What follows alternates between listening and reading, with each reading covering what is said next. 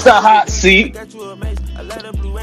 My name is Aaron. We got Brian and Brandon. Do baby. Yeah, what's good with it? What's good with y'all? What's All good? right. So last week on Saturday, we made our free agency predictions and also our 2019-2020 NBA season predictions. Now today we will be reacting to what has occurred in the past week. The first thing we need to talk about is Kawhi Leonard going to the Clippers. Now, I have to admit, I need to have the floor right now. I need to just get everything I wanted to say out.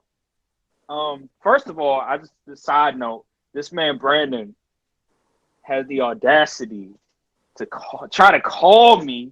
Gonna try to call me, try to troll, and then he gonna send me a voicemail talking about, oh, Kawhi Leonard, yeah, he went to LA, but he went to the Clippers. Like, man, I'm glad I had it on night mode. I'm glad my phone was on the charger because I didn't want to talk to nobody right now. But let me get everything I wanted to say out right now.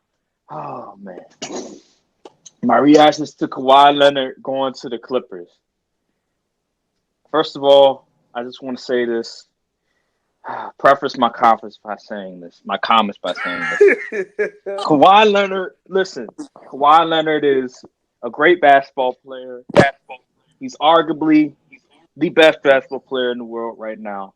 He's definitely top three. And if we don't count Kevin Durant this year, he's top two. Everything I'm about to say is just basketball. It's not personal. So don't get offended by what I said unless you're a Clipper fan, which nobody is. All right? So let me get it started. What Kawhi Leonard did, I just can't respect. I can't respect what he did. I don't respect it. He held three teams hostage and knew the team he wanted to go to the whole time. And I just don't respect it at all because number one, what he pretty much did was he told the Lakers, all right. Matter of fact, he changed locations of the meetings, and then he went to Toronto, right? He met with Masai Ujiri and all of them and so forth. And I respect that.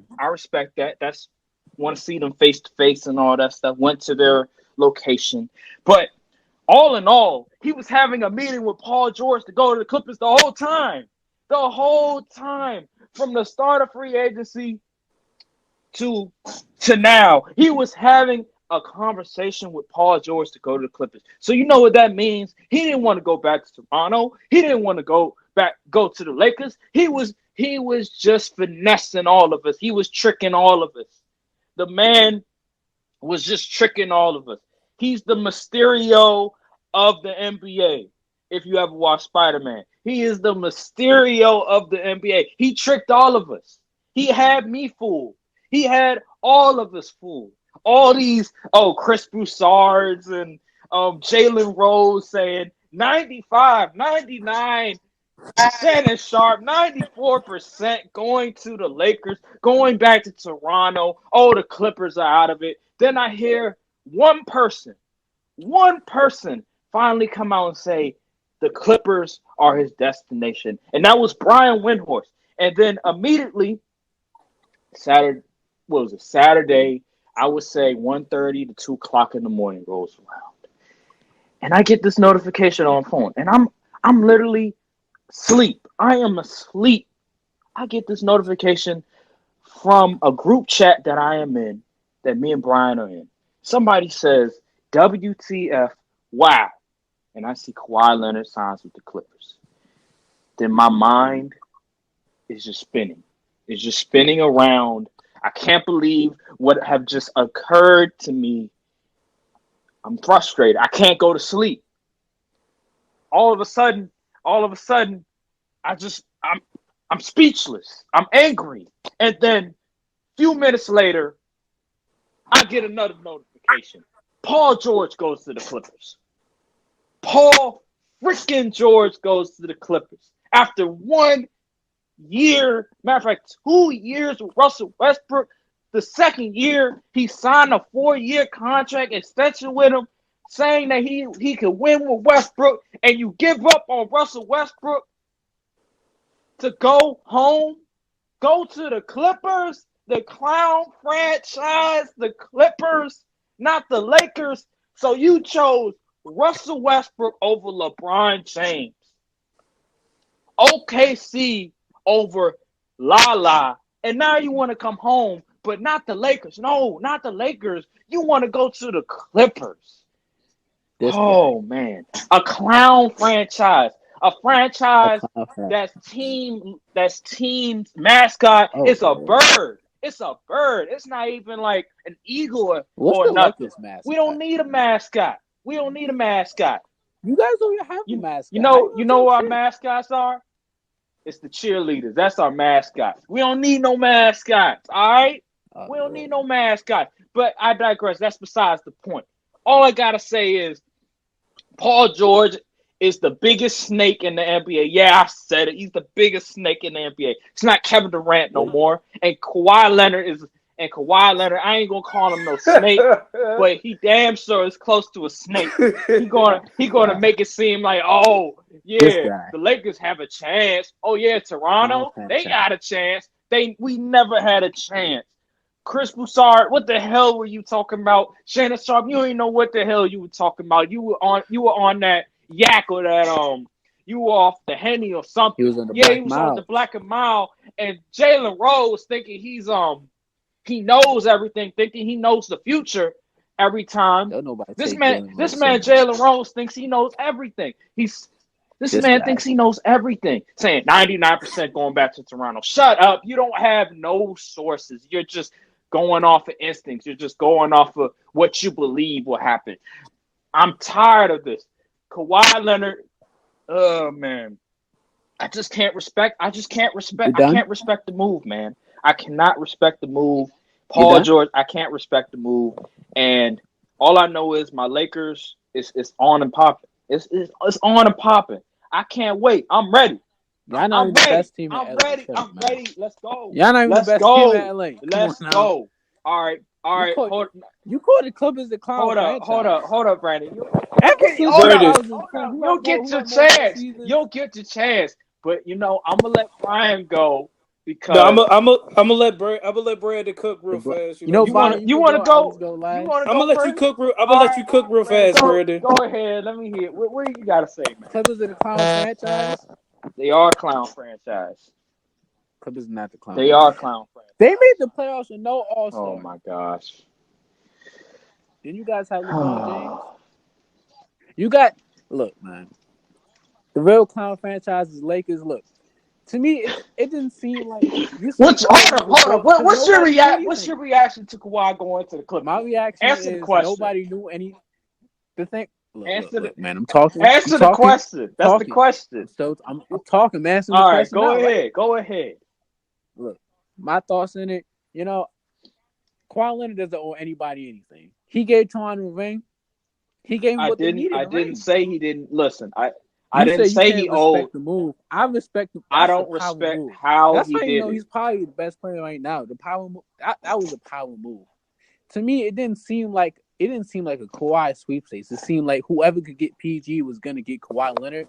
Both teams, both the Clippers and Toronto Raptors had the chance to get him. Lakers were out of it ever since they got 80 because you guys don't have the assets to get Kawhi Leonard. What you mean? What are you talking? I mean, no, to get Paul George. He wanted to play with Paul George. No, I'm not. It seemed like that's past. First of all, I didn't want Paul George to come to the Lakers anymore. After he went to OKC, I was like, you know what? Stay in OKC. Stay in that losing environment. You mean to tell me if Paul George went to the Lakers, you wouldn't be happy? I mean, would I be happy? You mean to tell me if Paul George went to the Lakers, you wouldn't get a Paul George jersey right now? It would be like, hell no, I would get. If I'm not going to get a LeBron jersey, why would I get a Paul George jersey? You would get a Paul George. Why would I get a Paul George jersey? If they win the finals, you get a Paul No, I wouldn't. Jersey. I wouldn't. I would never get a Paul George jersey. You are like you didn't meet Paul. You are like you met Paul George right now. You wouldn't ask him for an autograph in the picture. No, I wouldn't ask for an autograph. You would ask No, him I for wouldn't. autograph. I wouldn't ask. You would be an ultimate fanboy. I wouldn't. But I digress. No. But I digress. Oh, you Anyway, using my word against I you? Okay, digress. go ahead. What's your reaction? Okay, answer the I damn think this is question. actually a great move. This is actually a great move by Kawhi Leonard. I think this is a great move by Kawhi Leonard. You know, he wants to go home to LA. The Lakers, they just don't cut it. They don't have your roster's only 5 people. Like Well now, Kawhi Leonard, you only have well now we five. have a pretty. It's filled out. I We got mean, like now 12. you guys have Now I mean I heard you guys got Rondo, Jamal Crawford. Y'all guys got some nice signing, but I think compared to the Clippers, I think it's just a no brainer. Like they have the best executive ever, Jerry West. I don't care what anybody says. He's a consultant now though. He's not. He's a consultant per se. That's what they say. Well, like the Lakers Wasn't he a consultant with Golden State? He was a consultant for Golden State. What do you do with the Lakers? Listen, VP. Okay. I don't like. Anyway, we don't need it. I know he wasn't gonna go to LA when I heard Chris Broussard say the people who was doing it, who was really doing it for Kawhi was Magic Johnson and LeBron James. He said Rob Pelinka wasn't as involved in it, and I knew at that moment he wasn't gonna get it. Honestly though, the Lakers will have Kawhi Leonard right now if Magic Johnson was still there. I don't know about that. They will have because you know what? Because Magic was the guy who was selling. I don't know about that. Magic was the one who was dispelling he was dispelling everything. He was really selling Kawhi Leonard. That's what Chris Broussard said. I don't know if Magic was still the president that he would all of a sudden want to come to LA. Well, come to the Lakers.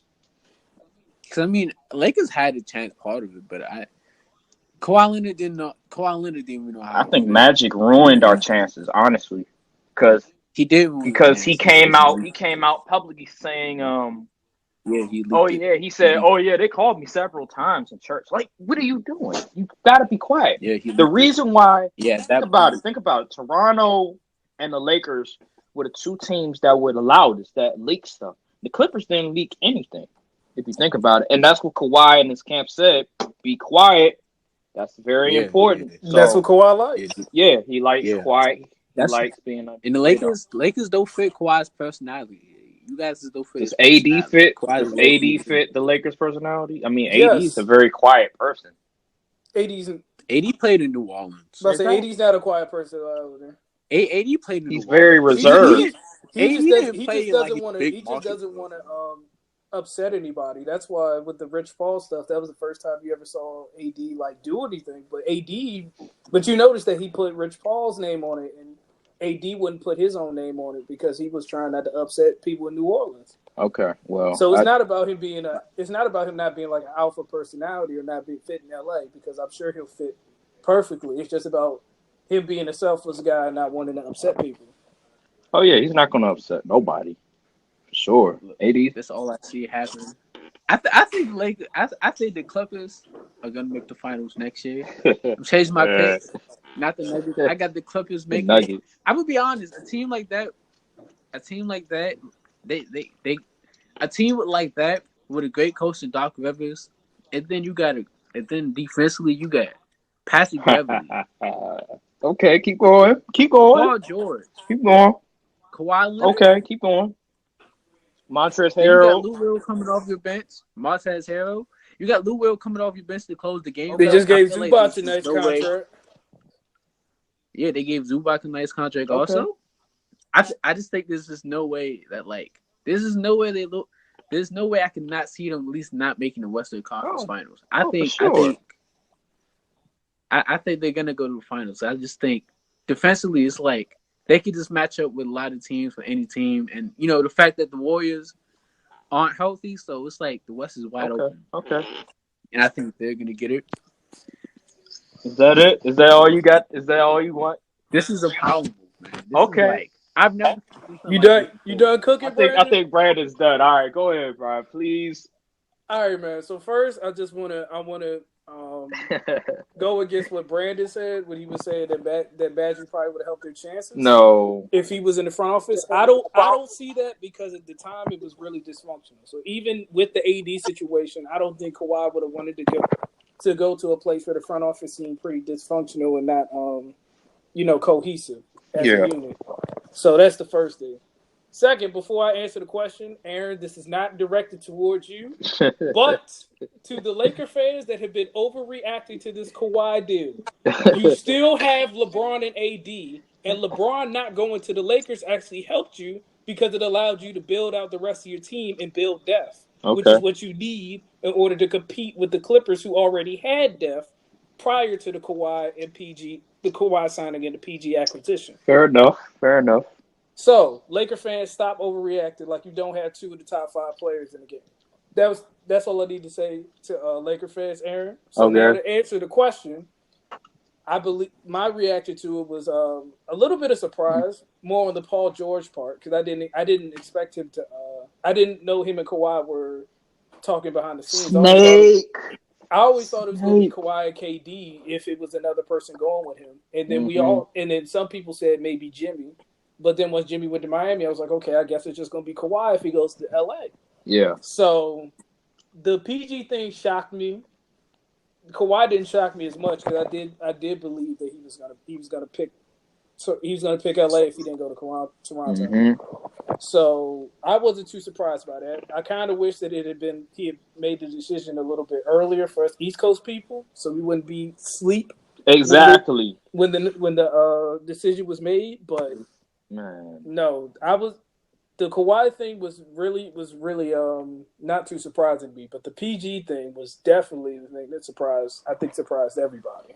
Let me ask you this: when they were talking about the details on how Kawhi and PG got on the Clippers, were you surprised that Kawhi Leonard was talking to Paul George for the past 5-6 days while he was meeting with Toronto and the Lakers and pretty much telling the Lakers okay, changing the meetings and all that stuff so he could talk to Paul George later on in the day. Were you surprised by that? Were you surprised at all by that? I was surprised when we got the details.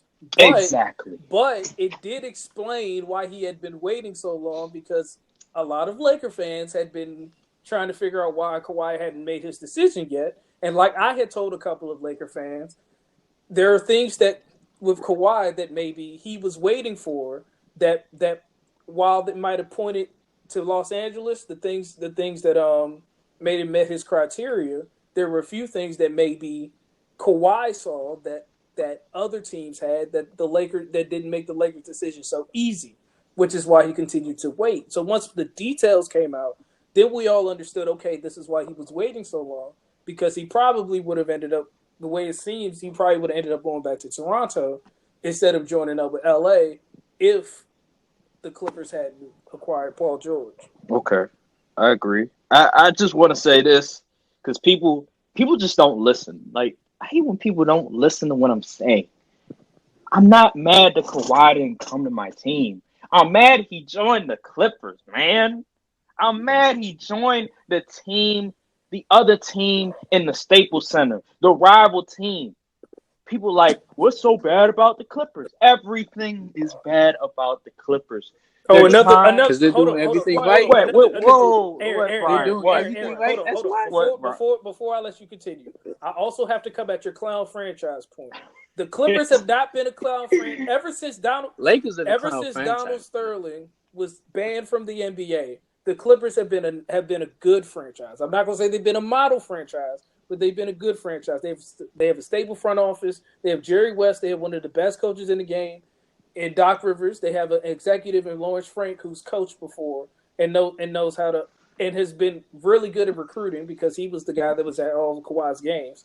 And they've been a very cohesive unit. And they have a guy in Steve Ballmer who has deep pockets, who is also very interested in making this team good. So I would not call them a clown franchise. I understand that that's usually what people say when you have two teams in the same city. But considering that LA is going to be, considering that the Clippers will be moving in a few years, I don't think you can call them a clown franchise, especially with the way their management and now their team is stacked up. It's not like the New York Knicks. Okay.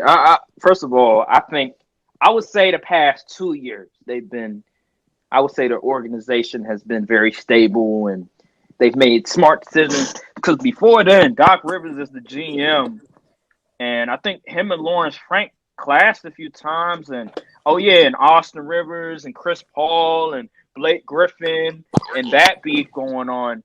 It wasn't always cut and dry. It wasn't always, That's why I beautiful. said after Donald Sterling got banned Even when Donald Sterling got banned, when Doc Rivers was the GM, the Clippers were still, I wouldn't say very dysfunctional. They were a little dysfunctional. Chris Paul. I will agree with you that Doc Rivers wasn't a great executive, but I still don't think that qualifies under clown franchise, because you can have a bad executive that just happens to be a pretty good coach. I mean, you look at a guy like Tom Thibodeau. I mean, you weren't calling Minnesota dysfunctional. Oh, yes, they were. Yes, they were. Bro, that's debatable. Bro, look how Tom Thibodeau got out the door. Before Jimmy got there, were you calling it dysfunctional? I mean, they haven't been in the playoffs in the past 8-9 years before Jimmy came. So I mean, shoot, yes. So missing the playoffs makes you dysfunctional? I believe so. Yes, there's a reason. There must. The Suns. Look at the Suns. Look at the Suns. What is the Lakers? Do people really cover the Suns that much? No, but the Suns are not good.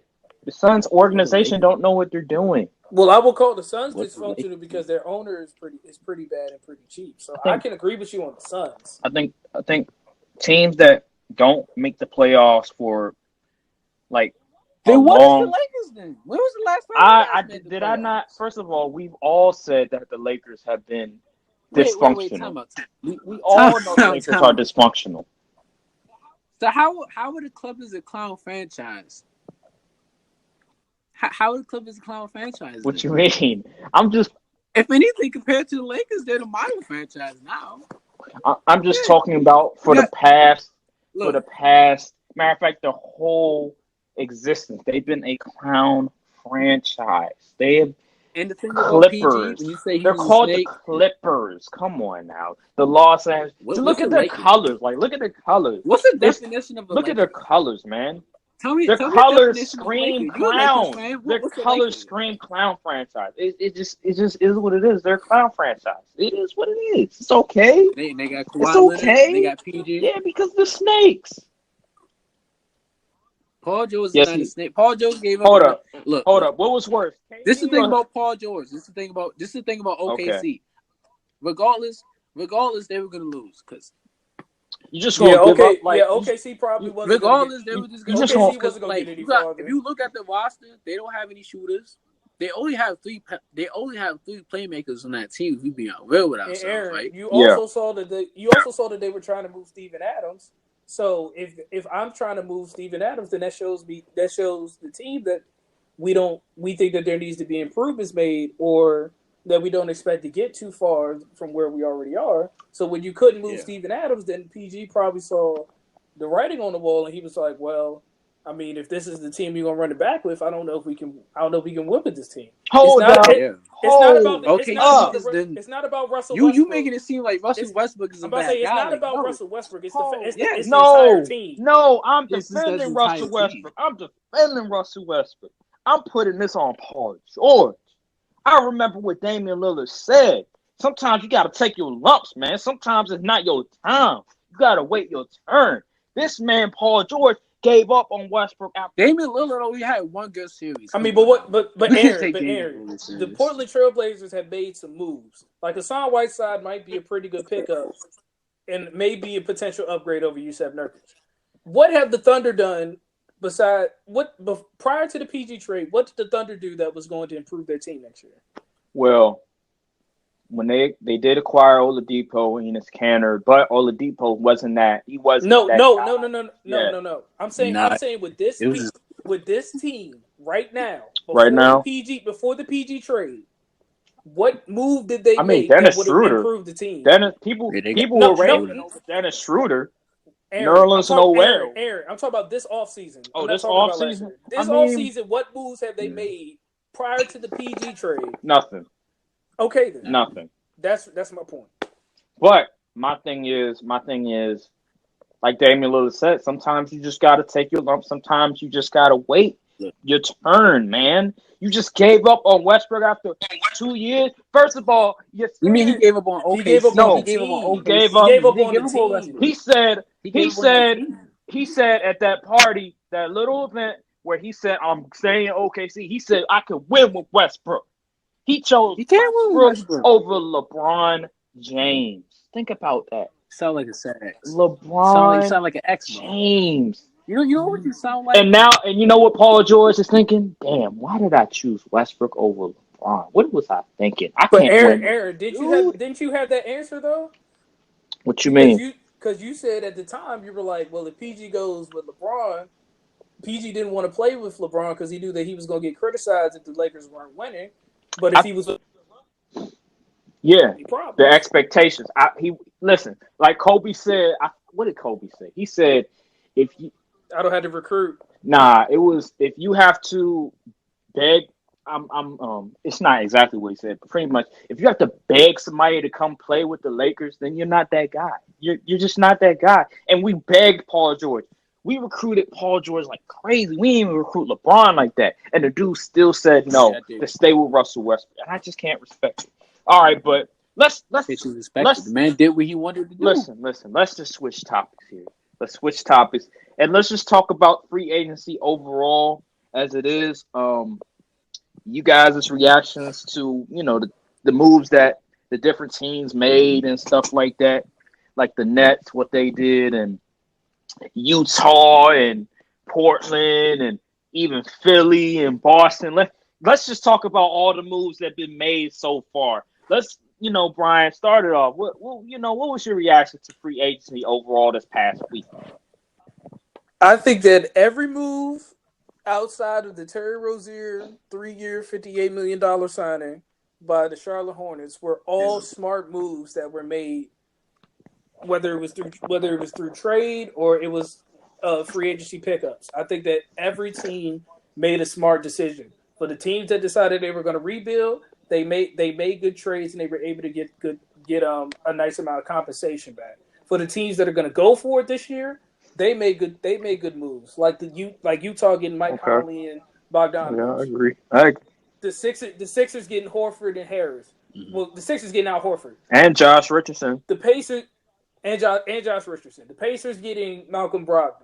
All those other moves that were made throughout free agency. I believe that those moves, every move that was made, with the exception of the Terry Rozier signing, were all smart moves made by teams based on where they see themselves and where they what they determine that they're going to do, whether it's rebuilding or... I'll say this, though. Milwaukee, I thought it was stupid for them to re-sign Middleton instead of Brogdon. But what Milwaukee did is that although Wesley Matthews wasn't, he's not what he once was, but he's still very good and can defend and can shoot threes. So I feel like Milwaukee, they're still going to be one of the favorites, and I don't think they're going to miss a beat. Well, Aaron, I'm going to say this: I think that if they could find a way to move Eric Bledsoe's contract, I think that Malcolm Brogdon would still be on the Bucks right now, because I think that signing trade was made just so they could avoid the luxury tax. To be perfectly honest, do you feel like they should have maybe traded Bledsoe? Resign. I think did they resign George Hill? Yeah, I think they did. If I was Milwaukee, I would have just had George Hill as my starting point guard because he played better in the playoffs. Try to trade Bledsoe, even because Bledsoe's contract is not bad. It's like 4 years, $70 million. That's not terrible. And then, like you said, re-sign Brogdon. I would have tried to re-sign Brogdon. Brogdon's just too valuable, but you did get Wesley Matthews. Would you let Middleton walk? No, that contract's too much though. That's a lot of money. I wouldn't have let Middleton walk because who are you gonna find in free agency that's gonna replace him? Yeah, because Tobias Harris pretty much got the same. He got a little bit more than Chris Middleton. He didn't even make the All-Star team, so I don't know. That's. I mean, like, would you let him walk and try to go after like a Jimmy Butler type of player? I don't think. You got to remember. You got to remember they are in Milwaukee, so free agents, like star free agents, aren't going to be lining up to go to Milwaukee. I mean, people might want to play with Giannis though, just like how people were willing to go to Cleveland. But those are role players. Yeah. Role players, yeah. I mean, but Kevin Love was willing. Kevin Love, who was considered a star at the time, was willing to go play with LeBron, even though that was through a trade. He was willing to play with LeBron. I mean, via trade, but I'm talking about just free agency alone, like just being an restricted free agent. I think it's going to be harder for Milwaukee to try to get star free agents like a Jimmy Butler, a Kyrie Irving, or a Kemba Walker over there because it's Milwaukee, Wisconsin. Yeah, but it is a winning. Well, to answer your question, Brandon, I wouldn't try to get Jimmy Butler over Chris Middleton just because I don't fits for Milwaukee the way Chris Middleton does, because Chris Middleton can shoot the ball. He's a very good scorer. He's a complimentary guy to Giannis, who doesn't need the ball in his hands that much. Jimmy's going to need the ball in his hand, and even though he'll be able to close games and help Giannis out, I feel like Giannis is going to be so much of a focal point of the offense that I don't know if you can have him and Jimmy on the same team and it'll work. Brandon, you want to come in with your reaction? Man, I think Milwaukee. I think they, even though they did make some great parts, I would have honestly got rid of Bledsoe. Yeah. I would have traded Bledsoe for whatever. Yeah. Probably for some. I would have tried to trade him for like. I was thinking the exact same thing, but his contract. I would try to get D-Rose a free agent. D-Rose, because what? D-Rose, he's a great point. He's a great point guard. Though. He can shoot the ball. He can make great decisions. So would he be coming off the bench? I would think he'd come off the bench. I would re-sign George Hill. Okay. I would re-sign George Hill. Re-sign Malcolm Brogdon. Yeah. And that's how I would do it. Honestly, just do the same thing. Because I think Derrick Rose could play the same role as Bledsoe, and I think he's better for the role because he can actually shoot the ball. He's a better shooter than Bledsoe, and I think Bledsoe's the guy who's really just going to sell him in the playoffs. Hey.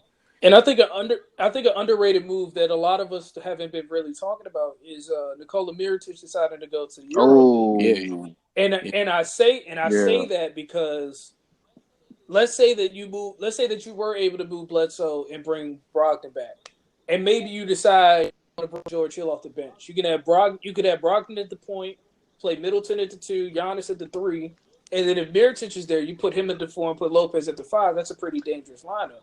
But without Mirotic, you probably do have to start a George Hill or Derrick Rose in that situation. But let's not forget what happened in the playoffs. Mirotic, he didn't show up. He was non-existent in the playoffs. So I mean, even though he's gone, even though he could stretch the floor and shoot a little bit, at the end of the day in the playoffs, you can't find him. But all in all, just free agency alone, I agree that a lot of the teams made smart moves. There wasn't really any team that overspend. Well, Charlotte, yeah. I don't know what Charlotte's doing. That's why they suck right now. I just don't know what they're doing. Boston, they're smart. They got Kemba Walker to replace. I don't know what. The thing about Kemba Walker is, I'm actually surprised they would get a guy like Kemba. Based off the fact that you have Jason Tatum, you have Jaylen Brown, and you think that, like, since now Kyrie's gone, so they don't have that ball-dominant guy anymore, that they would give those two a chance and maybe next year try to go after another. Well, let's think of I see where you're going with that, Brandon. The guy who advocated for Kemba Walker to come to the Celtics, I believe that you can still develop Jason Tatum and Jaylen will still develop, and they can still be focal points of the offense. Because Kemba isn't Kyrie. He's not an ISO scorer. Even though he's ball dominant, I would put that more towards the fact that you didn't have a whole bunch of guys on that team that could create their own shots and run the offense. So that's why I think his usage rate was so much comparable to Kyrie's, whereas Kyrie's kind of like a scorer that can facilitate and can pass, but he's not a guy that's going to be like that works in Brad Stevens' systems where you can move the ball, get in different spots, play on and off ball, all that type of stuff. So I think that Kemba's going to be a better facilitator and maybe a potential better leader. And I think that'll be he'll find a way to get Jason and Jaylen more shots through Brad's offense and still be able to produce late in the fourth quarter. And he hasn't won. He hasn't won yet. He doesn't know because being in Charlotte. You can say the same for AD. Exactly. So he's going to be hungry. He's going to be on his best behavior. Kyrie Irving, he's already won. He hit one of the clutchest shots in NBA history. So he has a big ego. He's like, look, I'm the dude that hit the shot to win the series. I'm a perennial all-star. I've been all-star MVP. I've been on the All-NBA team. Who are you guys to tell me that I can't do this, can't do that?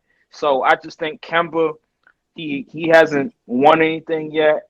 Yeah, he's He does been have an yeah ego. he's been an All NBA player, but he's in Charlotte. People pretty much, besides him being in UConn, I mean, people been sleeping on Kemba. So I feel like he just has something to prove, and he'll just try to fit in with everybody else and let Jason Tatum do his thing. Kemba seems like the type of dude that wants to see everybody else succeed. Wants to see Jason Tatum do well, Jaylen Brown. The one concern I have is not really about Kemba, it's Gordon Hayward. What are they going to do with Gordon Hayward? How is that going to work? Because if you think about it, Kyrie's first year with Boston, everything was smooth, actually. Mm-hmm. Jason Tatum was playing well. Jaylen Brown was playing well. It wasn't until Gordon Hayward got there that there was friction because they all play the similar positions. So that's going to be interesting. And Aaron, let me piggyback off your point because I think also Kemba. I think another reason why Kemba chose Boston is because he's going to have a lighter workload, and I think he's going to be willing to share the workload more because he's been in Charlotte and he hasn't had anybody that he can really be like, all right, go get a basket, or go get your own shot, kind of thing. So having Jason and Jaylen, you'd be like, okay, here you go, go get a shot now, you go get a shot, and then I'll come back and do what I need to do. So I think that'll work there. And I think if you're Brad Stevens, you look at what happened this season, trying to force Gordon into the starting lineup. I do think that Gordon will be better this year because this will be a second year removed from that horrific injury. But I think if you're Brad Stevens, if you're smart, you start the season bringing Gordon off of the bench, so that way you don't interfere with Jason and Jaylen like you did earlier last season. Yeah. And it will allow Gordon to get a rhythm, get a feel, and then you can decide whether or not to insert him into the starting lineup instead of trying to force him into the lineup and then having to put him on the bench. Okay. Yeah. Let me, we talking about Boston. Let's not forget about Brooklyn now. Let's talk about Brooklyn's moves. Brooklyn. Yeah. They got Kyrie. They got Kevin Durant coming back. He's going to sit out for a year and stuff. So, what do you think? How is Brooklyn going to look? Is Brooklyn? Let me ask you guys this question. The time that KD and Kyrie are going to be with Brooklyn, which is going to be 3 or 4 years, is Brooklyn going to be able to win a championship in that time frame? I don't think so because Kyrie's ego is too big. Ooh. I think Kyrie has an ego problem, and that's why I think things didn't work in Boston, and that's why he wanted to leave Cleveland. Because Kyrie really thinks he's up there with KD, up there with LeBron. With Kyrie, I don't think he's a superstar. I think he's just a star. Mm-hmm. And I don't think he'll get you wins as your best player. I think he's the guy who will close out games. He's your number 2 option. I think I just give him the ball in the last 2 minutes and say, go get a bucket. That's the guy Kyrie is. What's Brooklyn's ceiling? And KD, what's Brooklyn's ceiling this year? What's going to be their seed? What seed they're going to be this year? They're in the East. Yeah. I give them like a 4th seed. I think the highest. I give them like a 4th. Indiana, Boston, Philly, Milwaukee. I give them like a 4th. I think the highest they could be is like a 2nd. Okay. Because Boston. Because the thing about Brooklyn, they have some great players. They do. They have Spencer Dinwiddie coming off the bench. You got Caris LeVert. Caris LeVert, honestly, nice. I thought before he was injured, he was the best player. He was. D'Lo, he wasn't getting. They were benching him sometimes and stuff. D'Lo was trash to the guy. I think D'Lo was trash to Caris LeVert. Hey, that's a good point because Spencer Dinwiddie was getting all the minutes. He was just terrible. He was like. He wasn't that good. Yeah. I mean, he wasn't producing as well, and I don't know if it's because Caris LeVert was just like they was like playing through Caris LeVert. I think it was that. But and Spencer Dinwiddie. Spencer Dinwiddie was cooking too. Yeah, Spencer Dinwiddie at times looked better than D'Lo. Exactly. But yeah, Brooklyn has a great team. They have a decent coach, and I think they'll be at best a second seed. I can't see them really being number 1 seed. Okay, I would say this year they will be a 5th seed, 5th to 6th. I don't see them being a top 3 for sure. Kyrie Irving leading the team.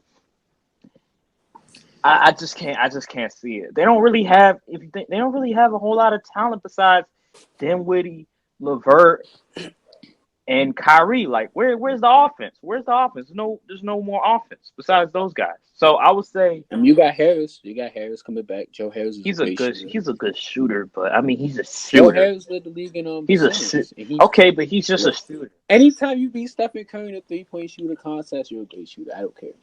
Okay, but he's just a shooter. Like he's not a guy that you go to, to get a bucket. He's just a guy. He'll stand in the corner, or maybe he'll come off of screens and he'll make a 3 or something. But he's not a guy that could create his own offense. I mean, I think with Kyrie you don't need that though. I think with Kyrie you just surrounded by shooters, let him work, let him pass the ball out. I think that works for Kyrie. That worked in Cleveland, and with Boston, I don't know. Well, hold on. Let me ask you guys this. What do you think about? What do you think about Philly, man? Like I'm looking at Philly.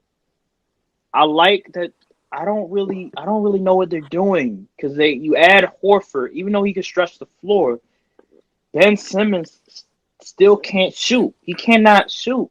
Why wouldn't you just? I thought that extension was terrible. I feel like exactly. I feel like they made a mistake. They're making a mistake because number one, they didn't add any shooters. So they're essentially going to be playing a 1980s brand of basketball. Josh Richardson can shoot the ball. But that's one person. Al Horford can shoot but he's a bit. Tobias Harris can shoot the ball. But I'm talking about Embiid can shoot they don't have no JJ Redick. They don't have no Ilyasova. They don't have no Marco Bellinelli. Like they got Robert Cut. They got rid of all those guys and brought in Al Horford, who's a guy. He can stretch the floor, but he's not a consistent knockdown shooter that you can just set screen for, get him open, and he knocks it down from 3. Like you need guys like that for Ben Simmons, and that's just not going to happen. And I don't know how they're going to get far in the playoffs if you don't have enough shooting. Maybe they make a trade. Or something. But overall, I don't like having an Al Horford, Joel Embiid lineup if you have Ben Simmons as your point guard. If I was Philly, I would put Ben Simmons as a 3 or a 4 instead of having him as a point guard and get a point guard that can actually shoot, because Ben Simmons right now he can't shoot. So for the question about the Sixers, I think that in the regular season they will be fine, and I think they will be fighting with the Brooklyn Nets for the 2 seed. Okay. But when it comes to the playoffs, I think that the question is going to be: is Ben Simmons ready? Is he ready to step up and take shots down the stretch and win them games? Because if not, then they're going to be going home for another season. After seeing Elton Brand this past season with the moves he made, I trust his abilities as a GM to find shooters, whether it be around the trade deadline, which will probably be around the trade deadline, as you said. So I think they'll have shooting going into the playoffs. But the big thing is going to be, can Ben Simmons lead this team to the conference finals or even the NBA finals? All right, let me ask you this. So if the team was the same as it was from right now leading to the playoffs, where do you see Philly? Second round exit. Exactly. That's my whole point. And people were saying, and I was a prisoner of the moment. I'm not going to lie, when they signed Horford, I wasn't thinking. People were saying, oh, Philly is the favorite. Philly, they are definitely one of the top 4, contenders to win the NBA championship. And then after a few days, I realized, wait a minute, Ben Simmons can't shoot. The spacing is going to be off because you need Joel Embiid on the block. But then Ben Simmons Well, Al Horford can stretch out yeah, as the but four. So you don't need him. But he's on the not a post. knockdown shooter. Like he's not a knockdown like a Mirotic or a Marcus Moore. Like you need guys like that. You know what I mean? Like even though Horford. I mean, but you could also switch it up. Like you could have Embiid out at the 3-point line sometimes and have Horford down in the post, or you could have Embiid in the post sometimes and Horford stretched out. But So Embiid, you could go either way with it. Embiid, he's not. But if you look at Embiid's percentage, he only shot like 29-30% free. So that's not. But we also see that Joel Embiid likes to play a lot of face-up offense, whereas Al works best out the post or in pick and roll situations. So maybe you put Al in a pick and roll with Ben Simmons and you spread Joel Embiid out so that way he can play face up or he can shoot the ball, or you could have the pick and roll situation with Joel on the blocks potentially, even though that might mess up space. I just think it's going to be just very difficult for Philly to run a effective offense that will lead them to the champion to win it all or even get to a conference finals because the shooting, Ben Simmons is just hindering their ability to compete on that level, in my opinion. Even though they did almost beat Toronto, but they were just very talented and they had Jimmy Butler. They were just very talented at the end of the day. Yeah, But I mean, I continue. But at the end of the day, like Milwaukee can shoot, man. Milwaukee can shoot. Yeah. I would say Philly, they might be able to match up against Milwaukee, but at the end of the day, Milwaukee can defend it. They can shoot. They've had that year of experience under the belt. And the other teams, I'm trying to think, what other teams in the East? I don't think there's another team that I would think that could really contend. I think it's just Milwaukee and Philly. Oh, Boston. You got Brooklyn and Boston. I still think Boston might be able to. I still think Boston could beat Philly. If Jason Tatum and Jaylen Brown make the leap, they have a chance, even though they don't have. I think Boston can beat Philly because Boston has shooters. They have shooting. I think they could beat them. I really do. Man. So, Aaron, I agree with your offensive point if we're talking about the postseason, but I think in the regular season, because teams don't game plan for you as seriously, they can win. They can win games without having great shooting because they're so great. They're so good at transition. Oh yeah, for sure. And they'll be able to make. So when we're talking about the playoffs, the playoffs are a different animal. I'm just everything that I'm talking about is strictly, going to be okay. How are they going to do in the playoffs? I'm not even looking at regular season. Regular season, James Harden is amazing in the regular season. What did he do in the playoffs? Nothing. I'm just looking at overall, okay, what is this team going to do in the playoffs? How are they going to match up? How are they going to be effective? All right, so let me transition. You want to go? All right, go ahead. Philly? Look, Philly, yeah. I think they're a great team. I think Al Horford gives, Embiid. I think Al Horford gives Embiid a chance to rest. I think that's the problem with Philly. I think if Philly could be like, I think Philly should take what Toronto did with Kawhi Leonard. Let him take off 20 games. Let him take off 20, 30 games to get his body right, so he could be right for the playoffs. So we don't have to deal with another situation because that whole thing in the playoffs was. Wait a minute. It was the weirdest playoff series. Wait a minute, Brandon. But they actually did do that though. They actually had him sit out a lot of games. Like, the dude barely played any back-to-backs. He's just injury-prone, and the dude just doesn't take care of his body. That's just what it is. Like, honestly. It's just... I don't know.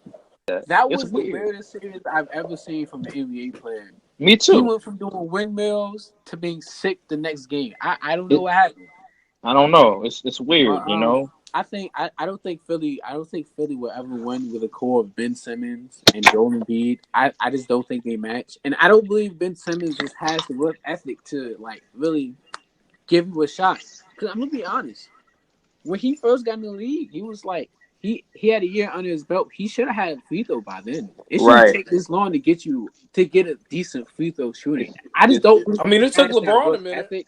And I feel like what's going to happen with Ben Simmons is exactly what's going to happen with Andrew Wiggins well, you know what? He gets his money. You know, he got his money already. He's just not going to try as hard now. Yeah. I think it's a confidence thing more than anything. Yeah, and I just think that I think if I'm Philly, I will probably trade him because I don't think it'll work. Because I know it's too late now. They could get great assets for him now. Now that he's hot. Nah, not with that contract. Look, you get some.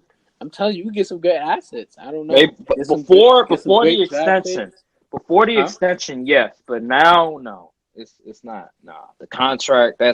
You're just hurting your trade value for him because people don't want to pay that much money for Ben Simmons who can't shoot a 15-footer. I mean, some teams might bank on him. I mean, unless some teams might bank on his you know whatchamacallit. Unless you put Ben Simmons, unless the team say, oh, you know what? Instead of putting Ben Simmons as the point guard, why not put him at the 4 or the 3?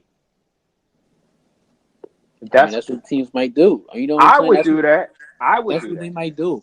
But I don't think Brett Brown wants to do that. They need You probably need a different coach in order to do that, Aaron. Because Brett Brown sees Ben Simmons as a point. I don't see it. I just don't see it because I don't see him really. Ben Simmons doesn't even if you look at Ben Simmons, I'm looking at him run as a point guard. He doesn't even look like a point guard when he runs the offense. Like I'm looking at guys like just Mike Conley in general. Look how he operates the pick and roll and just little stuff like that. I'm looking at Ben Simmons. I'm like, yo, this man is. This is not point guard. But you notice that they don't run a lot of pick and roll action for Ben Simmons. I mean that's can't shoot. That's why they drafted Markel and that went terrible. Ooh, yeah, that is a good point. But that's why they drafted Markel. Markel was supposed to be the glue to get everything together, but ever since his shoulder injury, you know, they couldn't find that guy. And I'm surprised they didn't. That's the team. I'm really surprised they didn't really sign a point guard or nothing like that. I thought they should have went after a point guard. Exactly. I'm surprised. I thought they should have went after Kemba Walker. Yeah, them trade. Well, people probably thought. Well, I think people saw them draft. Well, didn't see them draft, but saw them make the trade when Carson Edwards ended up going to Boston. People thought that would have been the perfect guy for them to get because he's a bucket getter and he can play the point position. Yeah, Kemba would have been definitely smooth, but I think Kemba he was just locked into Boston because Brad Stevens. No, Carson Edwards in the draft. Right. I was just saying. He was talking about how I'm surprised Philly didn't go out to Kemba. I think Kemba he was just okay. I think Kemba he was locked into Boston the whole time, because he looks at Brad Stevens and what he did for Kyrie and IT. He was like, shoot, this is point guard. If you want to be a great point guard, if you're a great point guard play for Brad Stevens. or a good point guard, go to Houston or go to Boston. Kyrie see better days, man. I don't know about that, but his numbers went up with Brad Stevens. Hold on, let's talk about Kyrie for a second since I didn't get the answer to that. All right. Oh yeah, I want to hear this. Go ahead. So first of all, I think that the Nets are going to be. I think they'll be a 3 seed unless Boston or Indiana play pretty well. No, I said that they'll be fighting with the Sixers for the 2 seed, but I think the Sixers are going to get the 2 seed. All right. So I think Brooklyn will be a 3 seed, and I think we will see as Aaron said earlier in the podcast, I think we will see Brooklyn play kind of like the Boston team after Gordon Hayward got hurt in Kyrie's first season, because they've been to the playoffs, but they didn't get to the conference finals. They have a bunch of young guys that are going to be looking towards Kyrie for tutelage. And I think that Kyrie's going to be able to thrive on this team. And he's going to look like the Kyrie from that first season in Boston because everybody's egos aren't going to be aren't going to be butting against each other. So I think that they'll embrace Kyrie. I think that he's going to come in and be the guy that they need. I think he'll be able to show better leadership qualities this year. And I think that we will all be apologizing to Kyrie for slandering him in the offseason at the end of this year, and people will be looking forward to KD coming back because I do believe that within those 3 or 4 years that Brooklyn will get at least one championship. Okay. Ooh, let me ask. Huh? What are you gonna say? One thing about the KD going to the Nets, I'm surprised is why I don't understand why everybody's surprised KD will want to leave Golden State. I feel like it's no brainer. They treat him terribly. I wouldn't say terribly. I wouldn't say Draymond called you a bitch to your face. That's Draymond Green. That's then the owner said in the joke, right? In a terrible joke, he said, "We're not going to pay KD that money because he wasn't here in the beginning." He was just he wasn't here in the beginning, just like Curry was. That was a bad joke, but that was a bad joke. But he was joking. That joke had to hit. That joke had to hit. Cause I'm like, and if that joke hit, then you're too sensitive, bro. Yeah, KD's a sensitive guy. Come on, now. You're way too sensitive. Have we not seen KD's Twitter? Come on now. KD has a burner account, and I'm pretty sure he talks to people from his burner account. KD's sensitive. Yeah, that was a bad idea. I'll admit that. But let me say this though, since we're talking about Golden State, how y'all feel about D'Lo going to Golden State? That was definitely surprising to me. Besides Kawhi Leonard, that was probably the most surprising move in my opinion because I didn't think D'Lo would get traded to Golden State. But where do you see Golden State from here? Like, are they going to be top 5, top 6 seed? Like, are they going to be okay? Are they going to even make the playoffs? Like, where do you guys see Golden State? I think that Golden State is going to be a 6 seed. I think that D'Lo, just for this season, is going to be fine if they put him on the ball and let Steph play a lot more off ball. Because D'Lo's going to need the ball in his hands to be able to facilitate and score. He's okay off ball, but I just don't see him as a really good off ball person the way Steph is. I don't think Curry's good off ball either, honestly. Curry's pretty good off ball. Are you stop, Brandon? Come on now. Draymond's ran the offense at times. They had Iggy run the offense at times while Steph was on the floor, and they would do pretty well. Now, of course, Klay was on the court as well, but still, Curry was pretty good playing off ball. Because if Curry needed the ball in his hands, then you wouldn't be able to let Draymond run the offense or let Iggy run the offense sometimes, or Kevin let other guys do things. Or Kevin Durant at times. Yeah, exactly. That's why Kevin Durant came to Golden State because everybody can play off ball. I mean, not last season. Last season it was just give KD the ball and let him take over. That is not true. KD was on takeover more than the playoffs. But that's because sometimes just giving KD the ball and saying go score is just easy, especially if you're putting Patrick Beverly on him. I'm going to say KD post up and shoot it 50 times too. It took Beverly one game locking him down when KD was just like, all right, let me stop playing with him. Because he was trying to play within the system. Exactly. That's the whole thing. Because like he said in his interview, if he wanted to, he could just turn around and take that shot like 50 times. Yeah. If he really wanted to. But because he was trying to that's not how they operate. Be involved, and that's not how they operated the system. He wasn't doing that. Exactly, but I think D'Lo, it's gonna be interesting. The way that he acts, the way that that he acts in the past, he just doesn't seem like a warrior type of guy, in my opinion. Type of guy, like he doesn't fit the mold. He doesn't fit that. How do warriors act? What they're looking for in terms of buying into ball movement and being unselfish as a basketball player. I don't look at him as that way. Maybe he might change my mind. Maybe he might prove me wrong in that respect, in that aspect. But overall, I think D'Lo, he'll be fine because I think Stephen Curry makes everybody better. The man averaged 7 assists. Yeah, but what was I don't know D'Lo's usage rate, but he damn sure had the ball a lot. I know that for sure. But D'Lo can play off the ball. He's good off the ball, and he can shoot a little bit. Even though his field goal percentage is not the greatest, like 42, 43%. I think Stephen Curry being on his team at the same time, I think he'll definitely improve that percentage. Stephen Curry makes everybody better, and he's unselfish as a fault. So I think D'Lo, he'll probably average at 20 plus. He'll average 20 plus and shoot maybe 37% from 3, 45% from the field. And I think the Warriors will be a top 6 seed, maybe even top 5. You never know. The Warriors might surprise us. If Stephen Curry plays out of his mind like he did 2016, yeah, the Warriors definitely could be a top 5 seed. Now, can they contend? Yeah, I can see that. Can they contend? No, they cannot contend because they're not going to be able to guard nobody. But can they at least win games, be a top 6 seed, Yeah, but let me transition to this though.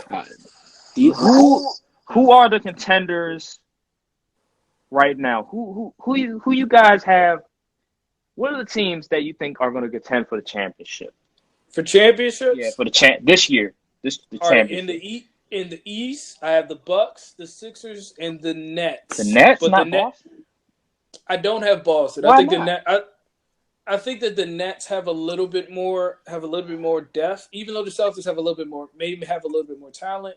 That's banking a lot on Jaylen Brown and Jason Tatum in the playoffs to be those guys. They've They done it can. I before. believe they can do it. But with the loss of Al Horford, it may not be as easy as it was for them when a couple of years ago. Okay, So fair enough. that's why I'm going to give the Nets the edge. Don't forget about Indiana. So I think Indiana can contend, but I don't think they'll. I don't see them as a They team that you might be say better than that I Brooklyn. think it. I just don't see them as a team that I think is going to win a championship because they lost Bogdanovich, But they added and Brogdon. they added Brogdon, but losing Bogdanovich to me is a tough blow. But I think that if you were able to if you're able to keep Bogdanovich and keep Brogdon at the same time and get Brogdon, I think that it will work better. Brogdon was a 50-40-90 guy. Yes, I understand it. I just don't. I don't think that Brogdon and Oladipo alone, unless Miles Turner makes a jump, I don't see them being enough to put them in get them past probably Let second me round. ask you this though: if Oladipo was healthy this past season, would the Indiana Pacers be a team to face Milwaukee instead of Boston? Possibly, because I think that Oladipo may be down the stretch. Because they had a lot of close games with us without Oladipo. So I think that if Oladipo was there, maybe he gives them he puts them over the top.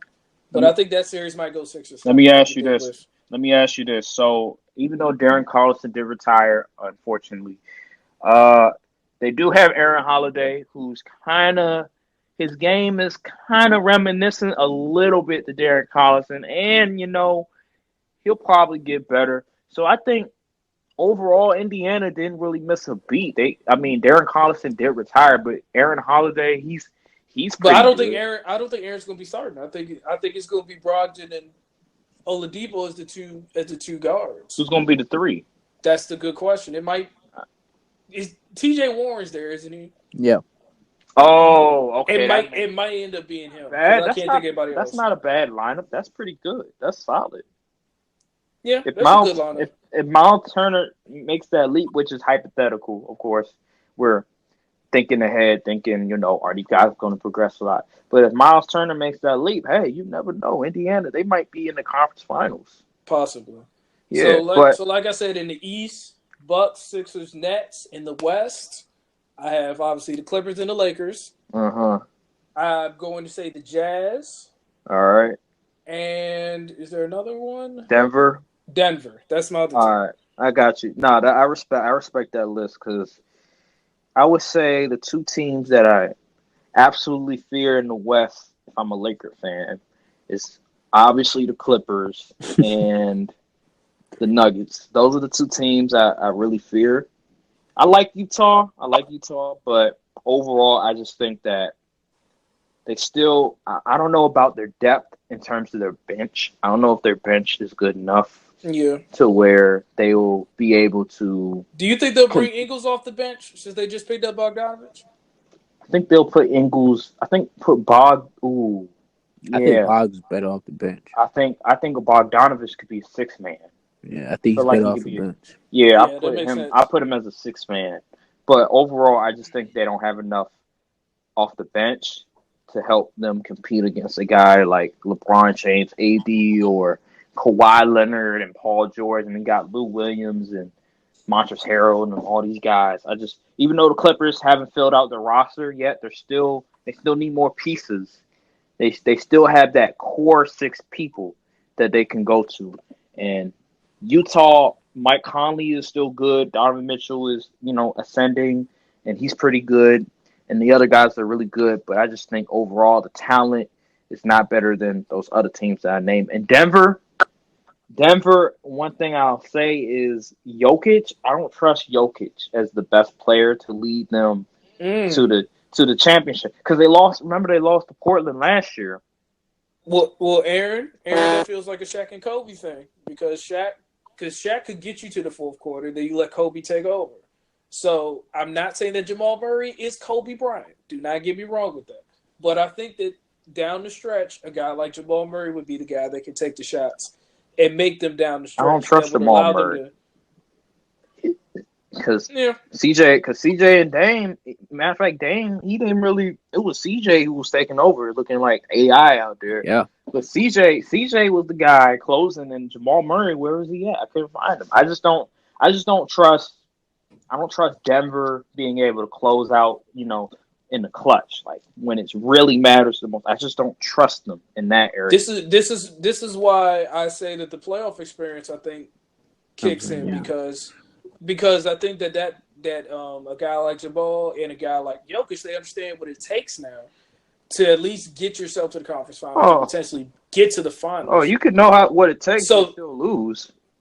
well, I know that, Aaron, but I'm saying the fact that they know what it takes. I believe that now that they have had the experience, they will be better prepared and that them to play better down the stretch. Which means that a guy like Jamal won't go missing according to you. Won't go missing, and then you'd be like, "What happened?" I just think I think they're just Toronto 2.0 before Kawhi came. I just look at them like Because Toronto Aaron, 2.0. because look at back to the Kobe analogy. Look at Kobe when they played Utah and he didn't have the greatest fourth quarter and overtime, but he learned from that and he ended up becoming better. And then later on in the playoffs, and then as his career continued, he helped him and Shaq. But And he let's was a not key and he was a key guy down the stretch. Look, let's not compare Jamal Murray to Kobe Bryant. Come on Like I now, let's said, look, like I not do man. said, he's that. not Kobe. That's it. I'm using the analogy to explain Oh, I how it's agree. possible. That's all I'm saying. okay, go ahead, Brandon. What you want to say? Look, I think the contenders in the East. I think they're gonna be the same. I give it to Boston. I disagree with you, Brian. I think Boston is really gonna take over. In the third season is when players I like your typically really optimism, come out. Brandon. They usually players in the second season, it's like they usually have a slump. They usually have a slump. But then that third season is when they really come in, and that's when they really take over. I I really expect Boston to go crazy. I really expect Boston to go Huh? crazy. Okay.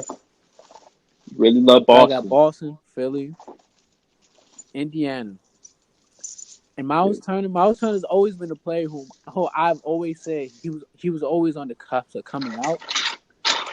Yeah. He was always on the cusp of coming out, and I think last year he was really a coming out party because I've always said in that draft in that draft you can make an argument that he's honestly that he honestly could be the best player in that draft because I think he drafted with Cat. I don't know about that. I don't Mm. know about that. You got Porzingis, you got Cat, you got D Book, you got D-Lo. I mean, I don't know about that now. like I I don't said, know. I said you can make an argument. I said you can at least make an Like, argument. I don't know if you you can can't make make that no argument. argument. He hasn't been an all-star yet, and I'm D still D Book waiting. has been D balling Book in has Phoenix, D man. Book hasn't won. D Book he's just scoring points on a bad team. Carl Anthony Towns he's not even trying to be better. Who else? Porzingis he hasn't played in 2 years, so we don't know if he's good. Who But they else? made hold up, but they're all-stars though. D'Lo. D'Lo. I feel like D'Lo has a high usage rate. D'Lo's usage rate is Uh, 33%. weren't you praising them though? I honestly never got a chance to speak on that topic. But Ooh. what? I'm just saying, Miles Turner. I like Miles Turner, but he still has a lot to. I still need to see more. And I mean, the thing about it is now if he could replicate what he did last season on defense, and he could really develop his offensive game this off season, he can be up there. And yeah, I think Indiana's gonna be a great team because now they got All right. Martin Brogdon, and last year they needed a guy like Oladipo. Honestly, I think with Oladipo, he would have put him over the top to beat Boston. I think he would have honestly put him over the top because they were there. Because you can see in the games they were Yeah. there, it was just closing out the games, and of course they had Kyrie, so it's like Kyrie's the best. He's the best closer in basketball. Period. I don't care what anybody says. So of course they were just going to lose that series because they didn't have another guy to combat that. But they were there with all the talent they had. And that was arguably the best stretch that Gordon Hayward had. So you had another guy that was able to complement Kyrie. So I think they were bound to lose that series. But I think with Oladipo, he puts them over. I think Philly. I don't think Philly's going to be a contender, to be honest. I'm going to just say, with the roster they have now, they're not going to be a contender because who knows what they might do in the middle of the season. But for now, they're not a contender. So I give it to Indiana, Boston, the Nets. The Nets. You like the Nets? I like the Nets. You like the Nets? Milwaukee. Oh yeah, don't sleep on Milwaukee. Yeah, don't sleep on Milwaukee. Another team who I think can honestly make some noise. I don't think they'll be contenders though. I think Toronto might make some noise for Siakam. Look, they might be top. It's possible. They have a great. If they don't Lowry, they might be able to make the playoffs. Maybe. I'm just saying they have a great team. Kawhi's a great player, no doubt. Kawhi's the best player in the world. You know, he put him on top. But it's like they still have a great team. You still have Siakam. You still have Marcus Gasol. You still have Kyle Lowry. So, like, OG Anunoby is going to be the X factor on that. Yes, team. and OG Anunoby is going to be back. So it's not like it's going to be a huge drawback. It's not like it's going to be like when LeBron left Cleveland. You know, or like when LeBron left Miami, where that team just completely drops off. Yeah, but I think they'll make some noise out the East. And in the West, you know when I said the Denver Nuggets, I think I was a prisoner moment in the last episode. Because you know why? No. Yeah. You know why? Every year we always have a young team who comes out. They have one good season, and then the next season they completely dip. Yeah. Minnesota, Boston. Within the past years, it was Minnesota, Boston. I don't think they'll be able to replicate the same success. Also, Michael Porter Jr. I think he would have been that guy to close out the games. Honestly, is he? I think he would have probably took that. That would have been his role to close out games. And he has a knee. And the thing about him is, I don't think he'll be healthy. I think he's just too injury prone. Period. Because if you didn't see the news, he couldn't even play in the summer league game because he had a knee sprain. He had a sprain. Yeah. Yeah. So that's what I thought the role of Michael Porter Jr. would have been. Who else do you have contending? That's very interesting. I don't really that you say that, Brandon, because I think if you had a DJ, I agree with you because he would have been a mismatch on Harkless or Aminu. So I do agree with you there. Yeah, that's what I say. I think because a guy like Michael Porter Jr. It's just the talent's there. It's just all about him being healthy. It's all about him taking care of his body and being healthy. Yeah, that hezzy that he did in that one video wasn't too good. That was the worst hezzy I ever seen in my life. Look, man hasn't really been balling. He hasn't balled in so long. He hasn't balled in so long. But honestly, Michael Porter Jr. will put him over the top. Yeah. So I really like Utah because they have a great system. They have a great coach. They have a great system. They have a great coach, and they have players who complement that system. I mean, okay. Who else? Teams like that usually get passed over because they don't have that star. But it's like they have a great team. They have a great system. Warriors. I don't think the Warriors be pretty good. I never gave what I thought on them, but Warriors have they have D'Lo. They have a guy in Stephen Curry. Klay Thompson, he'll have the ACL tear, but he'll come back. He should be 100% well by the playoffs start next year. He should be 100%. He comes back February. Probably like February, March. Say March. He comes back March. Let him catch his rhythm he'll be 100% by March because he's only injured. I think his injury is 5 months. It's probably like 9. It's probably like closer to 8 to 9. 8 to 9. Yeah. I thought it was 5 to 7 months. At the earliest, he comes back in January. I think he comes. He got a surgery. He got a surgery not too long ago, a few days ago. So Because if we're saying March, that's like 8-9 months. September. Yeah, so I would say 8 to 9. That's probably. I thought they said 5 to 7. It's going. If they said 5 to 7, then he might be back around the All-Star break. Yeah, that's what I said. Let him get his feet in, and he'll be ready by March. I think that's gonna be an interesting lineup because you're gonna have you're gonna have Stephen, you're gonna have Steph, D'Lo, Clay. I feel like at that point you probably would put D'Lo on the bench, or you would have traded D'Lo. Ooh, I don't know if D'Lo would like that. To get a. That's what I'm saying. You might D'Lo by now at the trade deadline, so you could get a small forward. You want to start Klay Thompson at the small forward? He's 6'7". No, you start Klay at the 2, and then you allow. You want to start you can start him at the 3. You can start him at the 3. So you can start him at the 2 and start. You can start him at the 3, but if you're playing against a team like the Clippers or the Lakers, do you really want Klay Thompson guarding LeBron or Kawhi? I mean, Klay Thompson is a great player. I mean, he's a great defensive player, and to be honest, the players you listed there, LeBron is uncheckable. If we being honest with ourselves, look, checking LeBron isn't a one-player thing; it's a full-team effort. I think checking those type of players, it's a full-team effort. So it's like, let's say what you want, but it's a full-team effort checking those guys. Huh? They don't have the lineup to do that. Brandon, let's say that like Houston surprises us and they find a way to acquire Iggy, and then they become like a 3 or 4 seed, and they beat You think Iggy the Warriors? No, I'm saying if the Rockets meet them and Iggy's playing against the Warriors in the first round, you sure? Even though Iggy's not that much of a scoring threat, you would put Klay Thompson on Iguodala?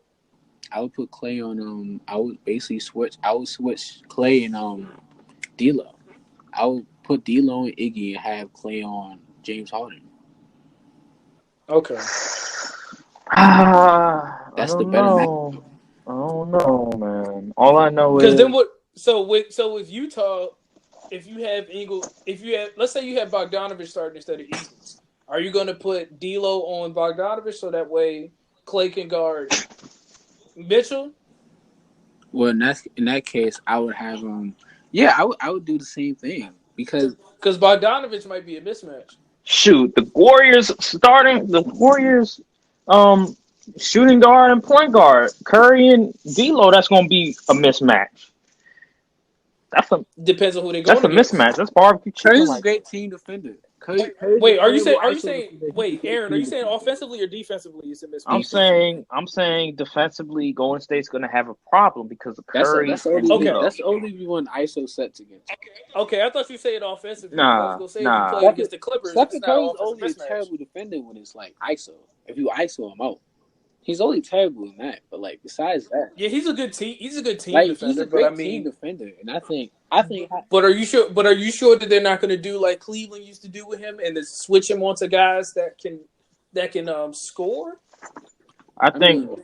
Shoot, they'll do both. Within the offense, they'll do both. You saw to be honest, at that point, because you saw whenever Cleveland had Kyrie and Steph in the game, they were trying to get Kyrie through picks and things, so that way it would be Steph on Kyrie. It's always been like that since he's gotten into the league. So it's like what you just said is really nothing new. Like when you're saying, "Oh, well, they just switched Stephen to Kyrie," like you said, they did that in the past. But I think another thing is that like D'Lo doesn't really try on defense, and I think that's the problem. I think if they somehow could get him to try on defense, and they could say, "Yo, D'Lo, if Draymond presses that intensity," because I think Draymond would pull it out of him. I just don't think Klay has the body for a 3. That's why I suggested that you trade D'Lo at the deadline and see if you can get a forward. I would try to get like a guy that will definitely help defensively. If you had to trade D'Lo, you could get somebody in the buyout market because maybe Memphis is willing to buy Iggy out of that. I don't think Iggy's going to come back. I don't know. Iggy's not going to come back. I don't think they're going to bring back Iggy. Iggy's not okay. Back. I don't think I tried. Who would you trade D'Lo for? That's a good point. I don't know. Question. I don't know who I would. Some people said Andrew Wiggins. Hell no. Hell no, that's a terrible trade. That's not my suggestion. I'm just saying You're pretty much getting, man. I don't know. That's a great question. I don't know. That's a great question. Man, maybe Philly, they might be like, hey, you know what? We need a PG. We'll put Ben Simmons at the 3 or the 4. Maybe Philly might be, hey, y'all can have Horford and maybe another guy, maybe Josh Richardson. Just give us D'Lo. Horford probably doesn't fit though. Well, think about. Well, you said Horford can shoot and stretch the floor, and he's a great defensive player. You can just put Willie Cauley-Stein, bring Willie Cauley-Stein off the bench, and just put Horford at the 5. Yeah, that's fine, but that still doesn't answer the 2 and 3 and then, situation. Well, once you trade I said D'Lo. Josh Richardson. So you're going to keep Clay at the 3. So you're going to put Clay at the 3? Yeah, because Clay, he's about 6'7". That's not bad. I thought that's what I was saying. Clay's 6'7", so he could match up with them. I know he's 6'7". It's not his height that scares me. It's the fact that he's pretty slim. Yeah. Well, what you could do, and a lot of threes aren't that slim. Well, what you could do is you could. I mean, you could have a big. You could have a big lineup. Well, actually, I forgot Draymond. But why not have Draymond? Well, Draymond's going to be playing the 4. Yeah, I forgot Draymond is still on the team, so you would have to have Horford at the 5. I mean, so that's kind of a small. You can always put Draymond in at 3. Honestly. No. You can always Draymond won 2 defensive players awards for a reason. I mean, Brandon does make it. That's like Dennis Rodman. Even though Mark Jackson tried Draymond at the 3, and Draymond said it almost messed up his career. So I don't know if Draymond would be willing to play the 3. I would say I would play the 3. All he has to do is switch on 2 to 3. All he has to do is switch on 2 to 3 on defense. That's all. Well, he doesn't have a game. I don't know about that. He doesn't have the game like a 3 though. I would say they're playing on defense. He could be a 3 on. He could. So be you're saying guard 3s. You're saying guard 3. You can have him guard. You can have him guard the 3s. I don't know. You think Paul George? You think guys like Draymond could guard guys like Kawhi Leonard and Paul George? Guys like that? I don't see. Guys like Kawhi Leonard are uncheckable at that point. I'm gonna be a guy like Kawhi Leonard is uncheckable. It takes one player can't check him. It would be. It would those are the guys he's going to be going up against. Those are the guys. All right, so let's say a team like San Antonio, even though Rudy Gay's not unguardable. I mean, do you think that a guy like Clay or a guy like Clay, I would just have Clay on Rudy Gay. I think Rudy Gay that they can match up against Rudy Gay. That's but what I said. Rudy Gay those are not the teams that I'm worried about in the playoffs. Like if Golden State wants to contend, I'm just trying to think about all the forwards in the West because Brandon makes a good point when he says that the Lakers and the Clippers have the 2 unguardable forwards. But then again, Brandon, you are going to have to play them in some way. Yeah, exactly. All right, my strategy for the Lakers, my strategy for the Clippers is most likely you would. Within this lineup would be what? Beverly at the 1. Yeah. Kawhi at the 2. Yeah. PG at the 3. PG at the 2. PG at the 2. And Kawhi. I think Kawhi is shorter than PG. PG's taller. It's not about again. It's not about height. It's not about height to me. But don't you want? I feel like I would have why? Because Montrezl Harrell's going to be playing. Because Montrezl Harrell could play the 4. So I would have Clay on. It's not about height. I think Kawhi. But if you I would have Clay on I would have Clay on PG, and I would have Draymond on what's his name? Draymond on Kawhi. Because I think Draymond. Who's stopping Harrell? I would move my 4. I would move my 4. I would move my 5. My 5 would check Harrell. So you think Cauley-Stein can handle Harrell? Well, Harrell's not an offensive force. I would have. No, I'm just saying. I'm saying on the board. On the board. Oh yeah, for sure. He'll be fine. He's tall enough. Yeah, he'll be fine. And I would basically just have D'Lo. He's like 6'5". I'm pretty sure I would just have him try his best to stop whatchamacallit. To stop whoever that Beverly is. Oh, 5? You said the 5? To stop Horford? Huh? No, he's talking. You said to stop Horford? Nah, he's talking about on the Clippers. Whoever. Zubac. I would have. Because we know. I'm about to say because we know Steph's gonna be on. Yeah, that's what I said. D'Lo would have. We know Steph's gonna be on Beverly. D'Lo would have to check the 5 on offense.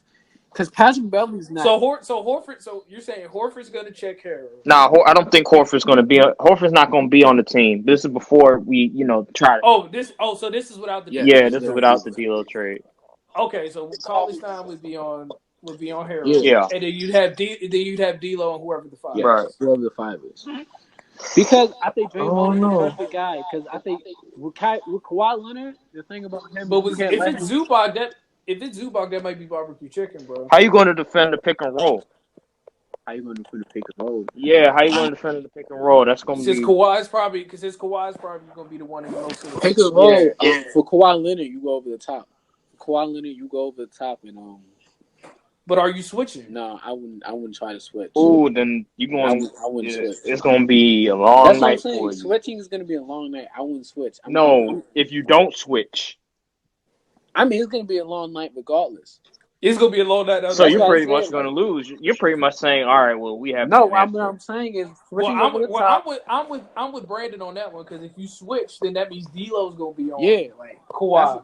But if you don't switch, then that means D'Lo's just going to have to keep trying to guard. Would you have a setup where? Okay. I said I would have him go over the top of the screen. Would you trap the pick and roll? Would you try to trap the pick and roll whenever Kawhi tries to do it? Possibly. I would trap. Yeah, so you have to pick and roll. If Steph could play off, since Steph would be able to play off Pat Beverly, you could probably trap it and then just have Steph kind of flash down without like completely leaving Beverly. But if you do that, then maybe Paul George might, he might eat. That's the thing. See, that's what Clay's gonna be. You already said Clay's gonna be on PG, so Clay just stays stuck to PG. You trap with D'Lo and Clay. No, not Clay Thompson. D'Lo and Draymond, and then you have Steph come from where he is with Pat Beverly. They kind of split the difference so that way he can defend. He can get Zubac on the roll while also not being too far from Beverly where he could contest that shot. But the thing is, Golden State last when they played the Raptors in the finals, actually they did that, and guess what? They lost. And this time, and guess what? And the Clippers now they have, and now Kawhi's on the Clippers, and he has another star. It's not like a Siakam or. I mean, you act like Clay doesn't go down Game 6. They could have still won that game. Toronto still wins the series. No, they only lost because Stephen Curry wasn't hitting the threes down the stretch. But it would definitely be interesting. But check this out though. I think honestly, if we being real with ourselves, Stephen Curry could have got a Game 7. He just wasn't hitting the shots late in the game. Let me ask you this though. So I don't think it was if Kevin Durant doesn't play Game 5, do the Warriors win? You said if he doesn't? If he never played Game 5, do the Warriors win? No. Yes, they don't. No. They would lose in 5. They would lose in 5. They would have lost. So no. Here's what I would do. Here's what I would do if I was the Warriors. I would only play KD Game 6. I think they would have won Game 5. They wouldn't have got the Game 6. They would have got the Game 6. No. Klay Thompson was balling. Klay Thompson was balling in Game 6. Huh? Klay Thompson was balling in Game 6. Game 5, he was okay. Game 5, they didn't do anything until those last couple of threes late in the game, and they needed Kevin Durant's 11 points to even get them there. Exactly. And they still only won. So I think even though we're saying okay, trap the pick and roll and all this stuff, they still will probably find a way to figure out another way to score because Golden State. But the problem with that was Golden State kept leaving the shooters. When they try, and that's what instead of staying stuck to their man. And Patrick Beverly, he can shoot.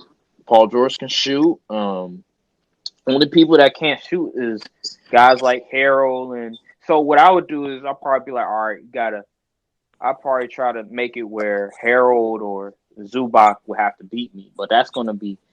I feel like the Clippers, what they'll probably do is they'll probably have a whole lineup where guys can shoot. But who's that going to be? Who's that lineup going to be? They probably put Harold at the 5. They might put Lou Williams in there. They might do a small ball lineup. That's what they probably most do. likely And close to the then you small have ball Kawhi lineup. play the four. Yeah, they're They most probably likely do a close small to that. ball lineup. That's what they're probably going to do. Where they'll have Lou Williams, Pat Beverly, Kawhi, Paul George, and Harold at the 5. Yeah. That makes the most sense. And then you can't really double team or anything because majority everybody can shoot except Harold, and he'll just get And Harold's gonna be in the pick and roll. exactly. So that's gonna be tough. That's gonna be tough, but you could look to what Toronto did with Milwaukee, and like how Milwaukee how when we look at the games, Milwaukee they basically played Toronto basically played 4 on 5 on defense and had Bledsoe shoot threes, so they could do some sort of like that. But Giannis, he also couldn't shoot, and he's their best player, and they initiate the offense with him. They run the offense through him. So if your best player can't shoot and they run the offense through him, it's going to be very easy to defend. Exactly. So overall, this is our contenders. The contender. Oh yeah, you didn't even mention the Lakers. Like, what are you doing? What are you doing? What? You're not even gonna mention my team. You're not even gonna mention. You're just gonna. I gonna never forget finished about mine. the Lakers. I never finished mine. Oh, I'm about to say. All right, go. What do you got to say about the Lakers, huh? Is there anything you want to say about the Lakers? You know what? Lakers have a great 1-2 punch in AD and LeBron. I actually like the fact they didn't get Kawhi. I wouldn't be able to respect LeBron if they got Kawhi. Like, oh my gosh! I'm just like, at this point, you need too much talent to win, man. Like, look, it's gonna be too much of a cakewalk to the finals if you got Kawhi Leonard, LeBron. So you this admit actually we helps win? LeBron. This actually helps LeBron if you think about it, because now, because there's so much parity in the league and so many people think they have a shot. If LeBron wins, it's like, wow, LeBron won with parity in the league. Be his toughest finals yet, in my opinion. I think this would be his toughest. I'll say this. Toughest finals. Let me say this. His toughest playoff run, because you gotta think about the players. Oh, okay. You gotta think about the players he has to see. He has to go through in order to even make the finals. Like he'll have to go through the Nuggets, the Clippers, other players, through teams like that, The Jazz, through the Jazz and stuff like that. So it's like, okay, this would be his toughest thing. agree. Lakers, they made some great moves. You have Danny Green, you have Jamal Crawford. My question, I think the question for them is, will Kyle Kuzma step up? Because if you being okay, well, we don't even know if he's gonna start yet. I would start him. I would start him over Boogie.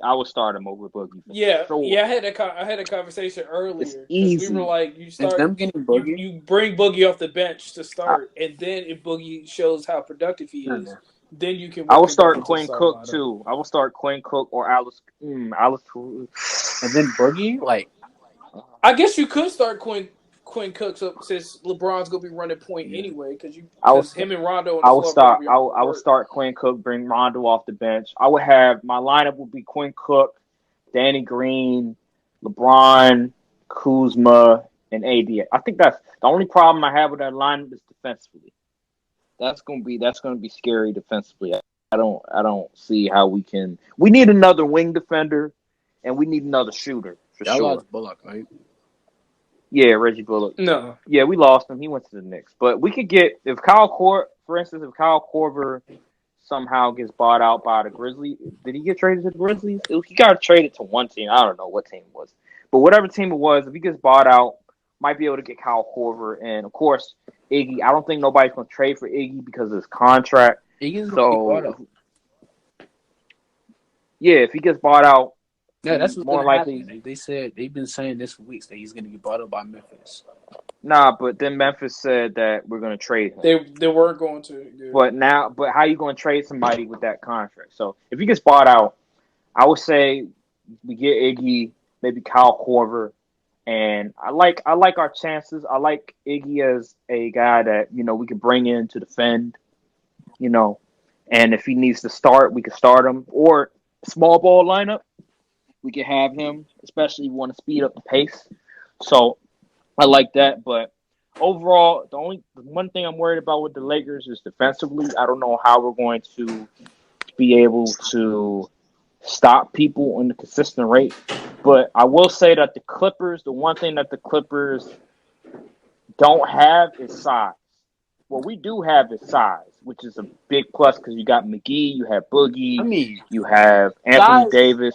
in today's NBA, size really. I don't think size matters. But look what Toronto. But look what happened with Toronto, though. Look what Toronto did. Yeah, Toronto had a lot of what length. Toronto did. They kept getting offensive rebounds. They kept protecting the rim. So that's very important. And we have AD and JaVale McGee to protect the rim.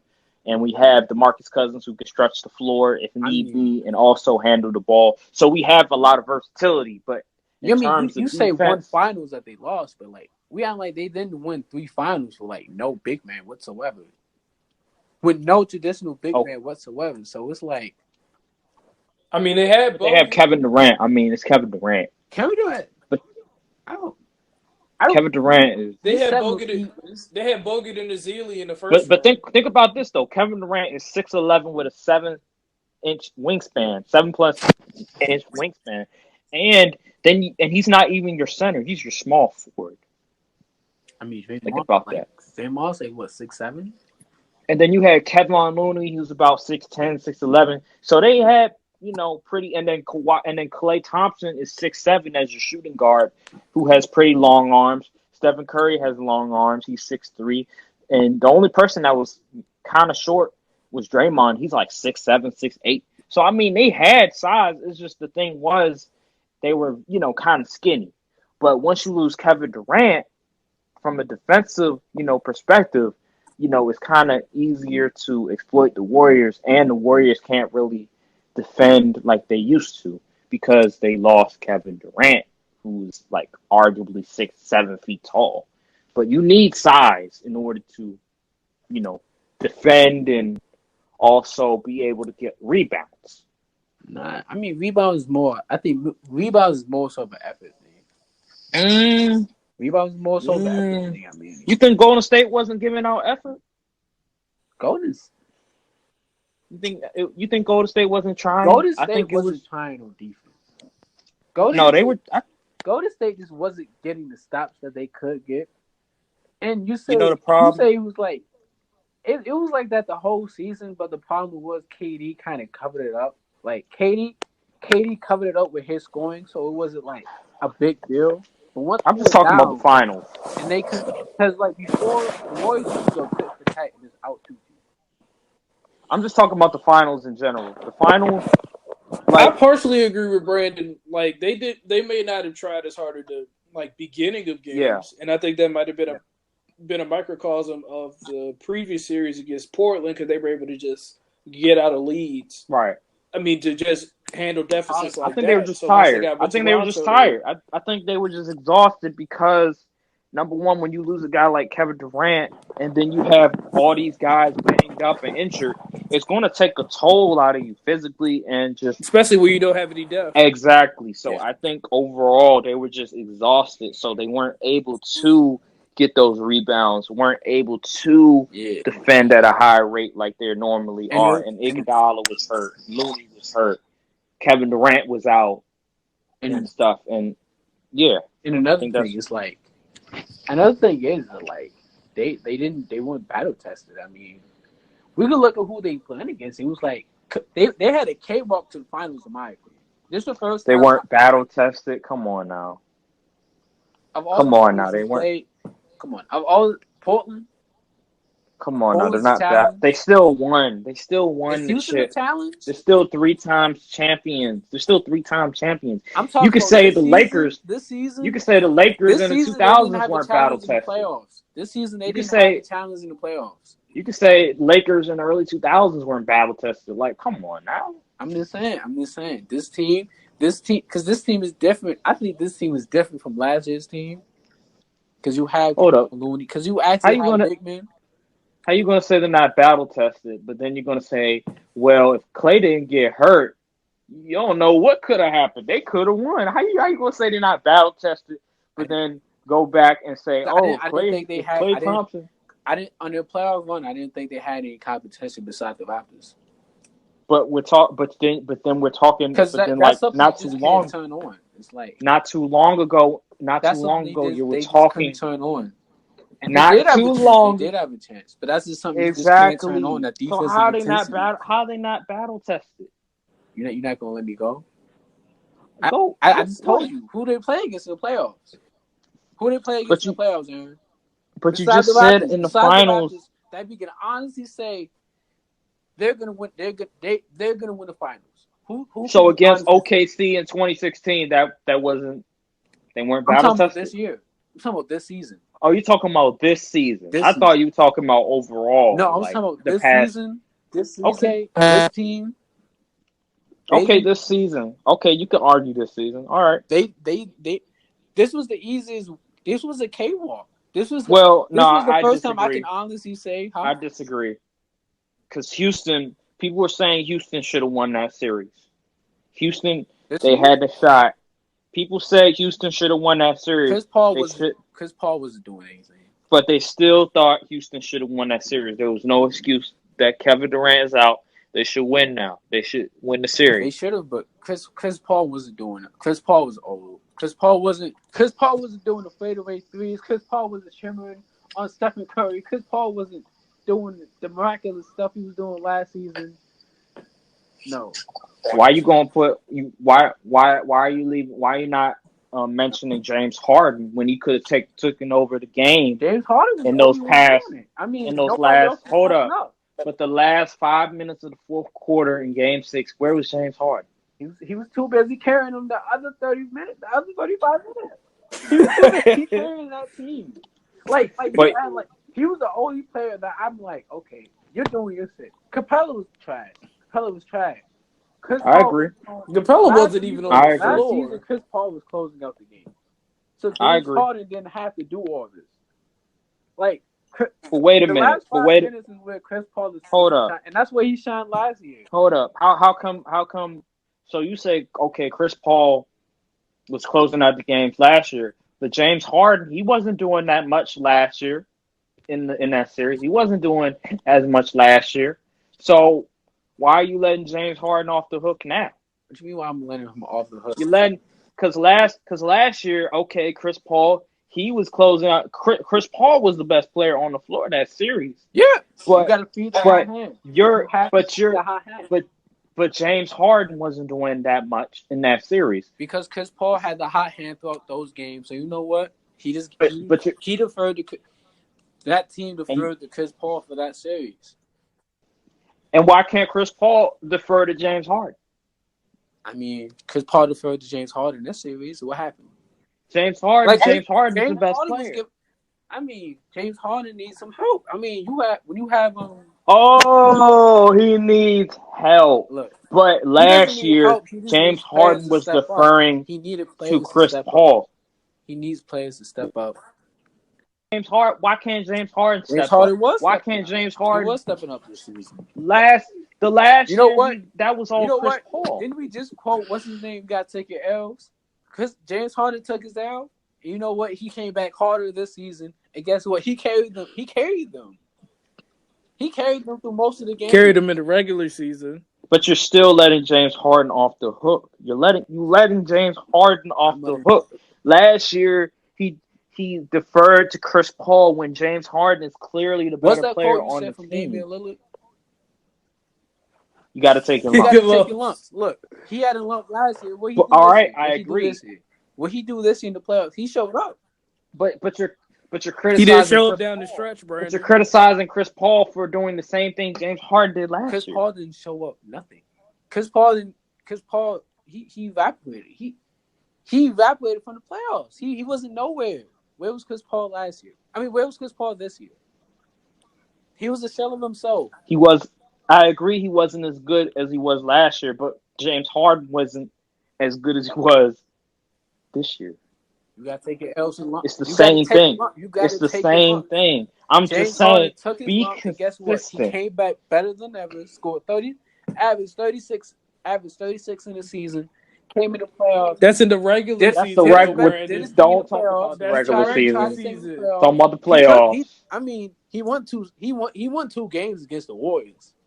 By himself, basically. He lost game. They lost game one because he didn't make that shot down the stretch. He turned the ball over, And then in Game 6, how do you lose that game at home? Right. Exactly. Without KD. And who else is stepping up? If nobody else is stepping up on your team, come on now. But Brandon, you just praised him for being able to carry the team in the regular season with nobody doing anything. So why can't you do the same thing in the playoffs? Because in the playoffs, you know, I'm just gonna say it's easy. And they were in the game, Brandon. It wasn't like they were down like 10. They were like, I think they were up. They came back and they were up. Matter of fact, they took the lead on Golden State before KD got hurt in Game 5. I think Game 6. They were right in there too. Why couldn't James Harden take over the game? You're the best player. People were saying. I thought James Harden was better than Stephen Curry at that moment. And in Game 5, it was close before KD went down. If you're the reigning MVP before Giannis won the MVP, who averaged 36 points a game in the regular season, why and arguably a top 5, top 6 player, why can't you take over that game? Why does it always have to come back? Oh, he doesn't have that much help. But you did in the regular season. Last year, you had the same team essentially, except minus Trevor Ariza. But now they don't have Kevin Durant. Why can't you do it? They lost 2 of their guys who were great defensively, Mabute and Trevor Ariza. So they were in the game. It was like a 2-point game. I think they took the lead in the game at one point. He just couldn't close. He didn't close. If this was LeBron, what would we be saying about LeBron? He didn't close. LeBron still can't close. What are you talking about? Oh my gosh. Exactly. If this was LeBron, we would say he can't. He's not close. He can't close. But you're saying James Harden, where's his help? He needs help. What are you talking about? Okay, and just like James Harden, he can't close. But that's actually worse. Think about it. We know LeBron can't hit free throws, but we expect James Harden to hit free throws. But essentially, when it matters the most, he's not knocking them down. Isn't that a choke job? Isn't that what choking is the definition of? He got the James when syndrome. You don't do. He got the James syndrome. That's what happens. People named James, they just can't make their free throws. People named James. The James syndrome. The James syndrome. That's your argument. That's your argument. Just people would. Okay. Anymore, man. Well, all I know is that you're just wrong, and that you just need to be consistent with your take, man. You can't just leave James Harden off the hook. I understand you like James Harden, and James Harden is one of your favorite players. I like him. I have a mutual respect. Whoa. You said you thought James Harden is one of your favorite players. I remember you said it not too long ago. Is one of my favorite James Harden is one of your. You said James Harden was one of your favorite players, and that he deserved MVP. I remember. Don't try to forget. I might have said he deserved MVP, but he's not one of my favorite players to watch. Yes, you said he was one of your favorite players. My favorite players to watch is John Wall. You said James Harden. John Wall. Kawhi Leonard. John Wall plays point guard like how I envision a point guard to play. He plays. Oh no. He's your no. Whatchamacallit? He's your point guard. Floor general. He's your floor general with finesse into it. He plays with fundamentals, but it's like he has finesse to it. I like CP3. He has fundamentals. CP3 plays with fundamentals. If you're a young point guard out there, watch CP3 highlights. So CP3, that I was about to say. Plays CP3 with everything. This does have finesse to it. Okay. Listen, that's Kobe Bryant, LeBron James highlights. So I don't know where you got the James Harden highlight. Bro, you said, you know what? All right, you can forget it all you want, but you told me that. Matter of fact, you DM'd, I think you either text me or DM me that James Harden is one of my favorite players. But it's okay. It's okay. You know what? If you want to say James Harden is not one of your favorite players, all right, go ahead. But all I know is you're letting James Harden off the hook. And I just want you to be consistent about it. But let me get to my contenders. All right, it's pretty much the same. Honestly, it's Denver, it's Lakers, Clippers, and I mean, I guess I'll put Utah. But Utah, I just don't see them beating those teams. But I'll put Utah in there just for respect. And then in the East, I have Boston, um, I have Philly, and I have Milwaukee. Those are the three teams. So overall, there are, I think that's, what's that? I was seven teams that can, I say, win the championship, or that are in contention to win a championship. Now, I believe there are three teams that equally, I would say they're pretty much equal to each other. Now, the third team, you guys, matter of fact, shoot, maybe you guys might disagree. Matter of fact, you probably will disagree with me on this. But I think Milwaukee, Clippers, and the Lakers are kind of equal, in my opinion. If those teams faced against each other, it would kind of be a pick 'em. Milwaukee's right underneath. Let me explain. Milwaukee, you know, the chemistry is there. Their system is pretty good. You have shooters, they can defend. Chris Middleton's pretty good. Giannis, he's an MVP, of course. Bledsoe, Matthews, all those guys. They have a bench. They have the coach, and I don't think anybody will stand in their way in the East. The Clippers, I still need to see what else they're going to do with their roster, and they are a very small team. They don't have size, which is kind of a problem. And although they do have Kawhi and Paul George is he's shrunk in the moments. He's never really rise. I mean, he hit you like 10 points in like the last 2 minutes. I mean, you got Lou Will. Lou Will closes out games. That's his specialty. You got Lou Will and you got Kawhi now, so he doesn't have to worry about taking over. Lou Williams is nice, but at the same time, you still need Paul George to produce if you want to win. If you really want to win the chip. And the Lakers, yes, because if let me say this: if Paul George doesn't show up for the Clippers are not winning a championship. There's no way. Needs to get at least 20 points.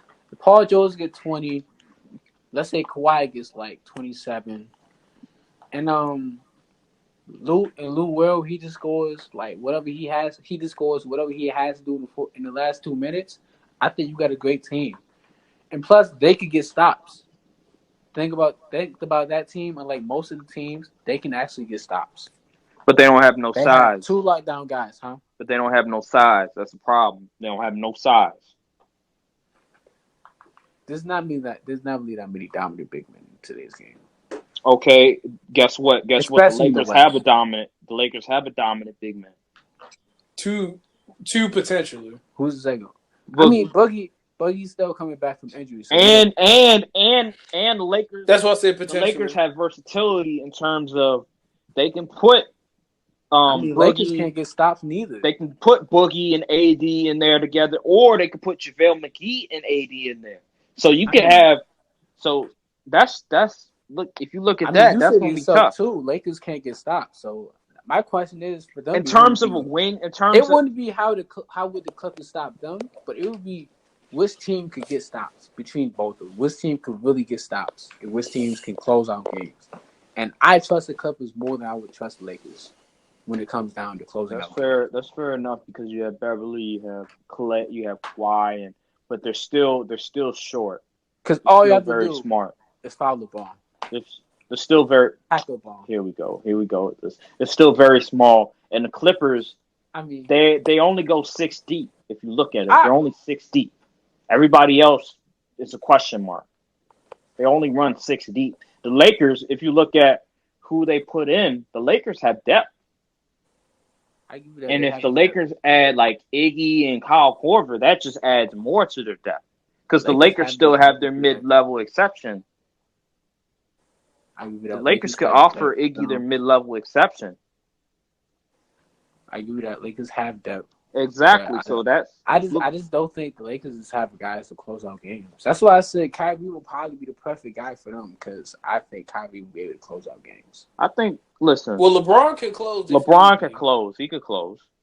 Playoff mode activated? No. Ever since Kawhi, playoff mode activated, I haven't looked at Bron the same. If you look at Kawhi, he was scoring the fourth quarter, but Kawhi wasn't necessarily closing out the game like in its like from third minute mark on.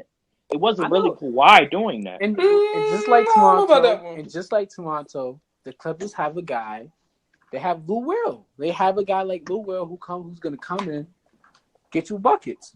He's going to come and get you buckets for the last 2 minutes. So it's like for the last 2 minutes. So you're banking on Lou Williams coming in the last 2 minutes. Well, you have three different options. Who's Lou Williams going to guard? And what happened? Who's Lou Williams going to guard? They won the finals. Who Lou Williams going to guard? Who's guarding Lou Williams? That's my question. But who's Lou Williams going to guard? Probably Quinn Cook. Rondo? What is Rondo finna do? Huh? That's good. Well, I think Rondo, like Quinn Cook, he's a good point guard, but he's not going to dominate Lou Will. Shoot, Lou Williams can't defend nobody. You're right. Push comes to shove, you have Patrick Beverly. You'll have Patrick Beverly in at the same time. So that's a good point. But it's not like, if anything, you guys would have to defer to AD or like AD or DeMarcus Cousins. Don't forget about Kyle Kuzma. Kyle Kuzma, he can get buckets too. He'll get buckets, but I'm just saying, like, I'm pretty sure you'll have to. I'm pretty sure, if anything, you'll defer to your big man than your point guards because you got AD, you got DeMarcus. So I'm pretty sure. Well, LeBron is basically gonna be their point guard. Think about. All right, let me look at the starter lineups for the Clippers and the Lakers. All right, so if I'm the Lakers, this will be my starting lineup. It'd be Quinn Cook, it'd be Danny Green, LeBron, Kuzma, AD. Clippers starting lineup would be Beverly. The two would be, I would say, you get, and PG. I would. All right, I'll say PG, and then you put Kawhi at the 3, Montrez, and then you put Zubac at the 5. If you look at those two starting lineups, I don't know which starting lineup is better. I would probably that would be a pick 'em. The starting lineup that would be a pick 'em. I think the Lakers would have more talent just based on their front court. Yeah, Lakers have more talent, but I don't think they would be able to get stops. You'd have Danny Green in the lineup, right? Yeah, you have Danny Green. So you have Danny LeBron James. Although LeBron James if LeBron can feels play. like playing defense. He feels like playing defense. LeBron James pick and chooses when he plays defense. And if he decides that he wants to play defense, then you have Danny Green, LeBron, and AD. And AD can protect the paint too, so that's very big. And he can play pick and roll defense, so you can't really abuse the pick and roll as much. Okay. So I would say starting lineup goes to the Lakers. I mean, if you think about it. Yeah, I'll give the Lakers. And then the bench goes to the Lakers. Think about it, because the Clippers only go 6 deep. Well, I mean, they still got Shamet. Yeah, but so they have a shooter. You can't really. Shamet, he's still not proven yet though. Like, I need to see more. He'll be coming off the bench though. Yeah, all right. I still need to see more from him. But overall, if you just look at Mo Harkless. Okay, I forgot about Mo Harkless. But if you just look at it overall, I mean, if we're just looking at it, before the season starts, I just look at the starting lineup and I say to myself, Lakers might be a little bit better, or it's a pick 'em. It's either equal or a little bit better. But I can't see. You say Milwaukee's on the same fence as those two teams? I don't see that. I think they are, because I believe, number one, I think they're on the same playing field, but they're not in the same tier. I think Milwaukee could, you know what? You're probably right. They're close. It's close though. It's close. They're close to it. It all depends on Giannis. It all depends on Giannis. I don't think it depends on Giannis. It depends on the guys around Giannis. Giannis is going to get his. I think it depends on everybody else.